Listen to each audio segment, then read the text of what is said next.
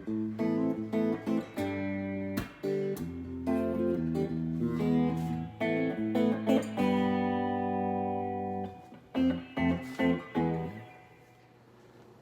everyone, Andy Trice here, and today I want to show you my latest guitar that I'm extremely excited about. So what's so cool about this guitar is not only did I just finish it literally minutes ago, but it's being auctioned off in 2 days. So this is a donation for Habitat for Humanity, and Habitat for Humanity has a thrift store or a secondhand store called Restore. And what's really cool about this is this guitar, all the cherry that's in this guitar is actually from Restore, and then the guitar is being donated back to Habitat for Humanity for their fundraiser this weekend. So let me tell you a little bit about the guitar. It is a neck through, so the neck starts here, ends here, so it's continuous through the body. You can see there is no glue joint, there is no bolt. It's one continuous neck that's actually a multi-laminate neck. It's cherry. Then there's a veneer of walnut, and then oak, more walnut, more cherry, more walnut, more oak, more walnut, and more cherry. Then the wings of the guitar are also cherry, and then the top on the sides is a figured maple with a Ziricote fretboard with Abalone dot inlays. Got ratio tuners on it, and what's really cool about this also is it's got some vintage PRS hardware. So these are actually vintage PRS Dragon II humbuckers from about 2000, 2001 that I just put new covers on. And then it's got an old PRS bridge that I picked up from the local music shop. And it was in their used inventory, but hey, you know, this stuff, what's great about this guitar is it's made from wood from a thrift store, secondhand store. And then I'm repurposing old hardware that's just still absolutely fantastic. So yeah, it plays great, it sounds great, and I hope you enjoy it. And whoever wins this guitar in the auction, you are going to be very, very lucky. I mean, I absolutely love how this turned out. The playability is off the charts. The sustain is fantastic. The tone is amazing. So yeah. Thanks for checking it out, everyone. I'm going to do another time lapse of the build and enjoy it. And oh yeah, don't forget to check out this neck carve. I love this. I absolutely love how this one turned out. Oh, I almost forgot to mention too, what's also really cool about this, the pickup configuration is unique. So we've got volume, we've got blend. So this is a blend pot to blend the signal between the two pickups. All the way forward is the neck pickup. All the way back is the bridge pickup, and then you can dial in whatever combination of pickups you want. And then of course we got a tone.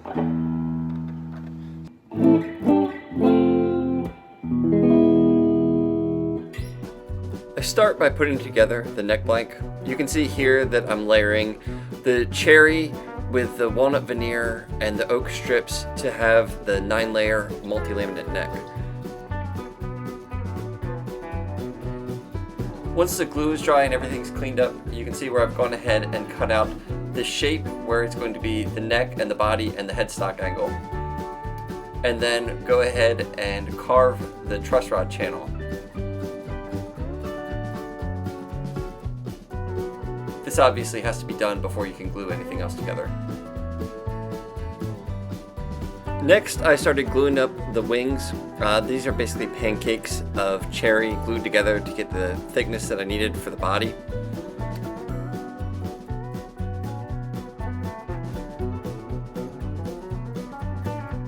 Once those were dry, I started prepping the glue joints and then started hollowing out the chambers in the body. So both sides of the body are chambered for weight reduction, and also to try and help increase resonance.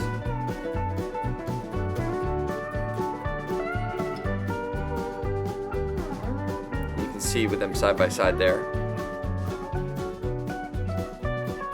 Then, to put it all together, I marked and drilled holes for brass pins that will align the body when it's glued up and also provide just a little bit more mechanical stability.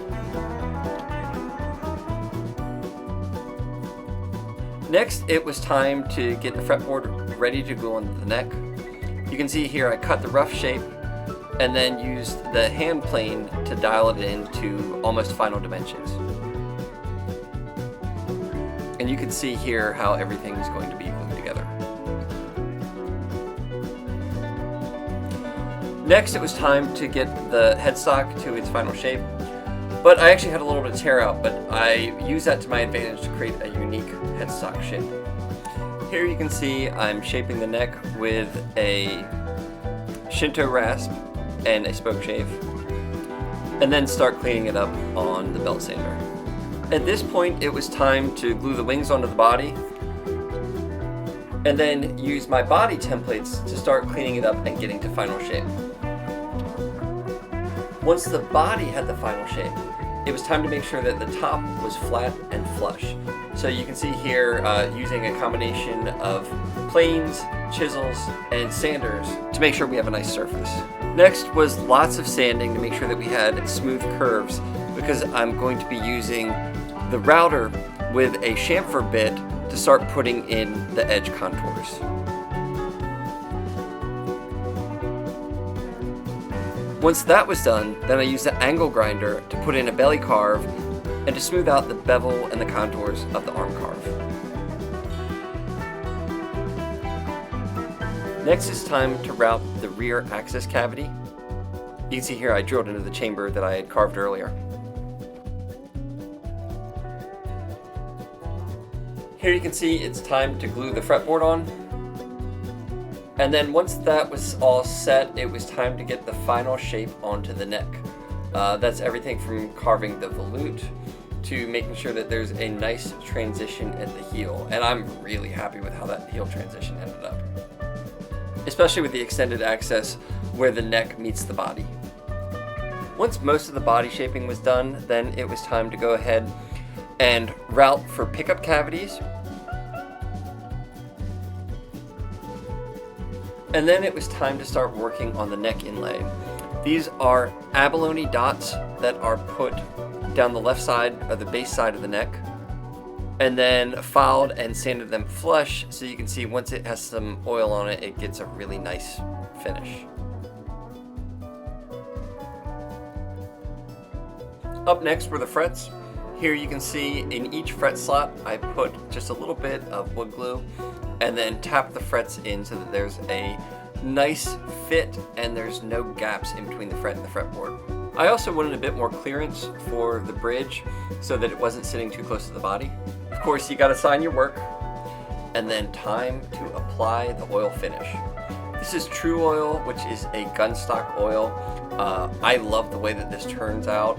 It really brings out the grain in the wood, adds a layer of protection without adding too much to the point that actually dampens resonance within the instrument. It doesn't necessarily offer as much protection as a polyurethane or even a lacquer finish, but it's also a lot easier to fix if something gets scratched.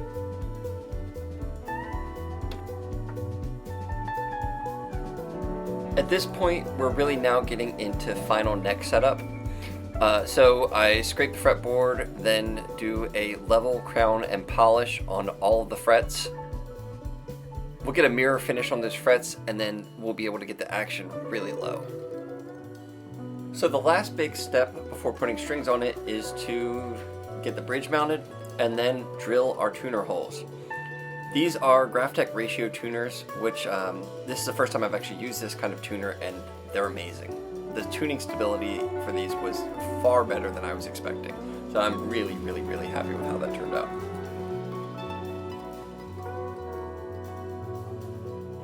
For the hardware, I picked up some vintage PRS Dragon II pickups, and then put some new covers on them just because they were showing their age.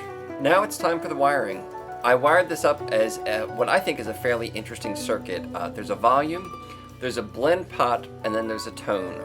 The blend pot allows you to dial in the blend between the neck and the bridge pickup. So if you want it all on bridge or all on neck, or if you want some kind of blend between the two, the blend pot makes it possible. After finishing up the shielding and closing off the cavity, it's time to make the bone nut, and then let's hear how it sounds.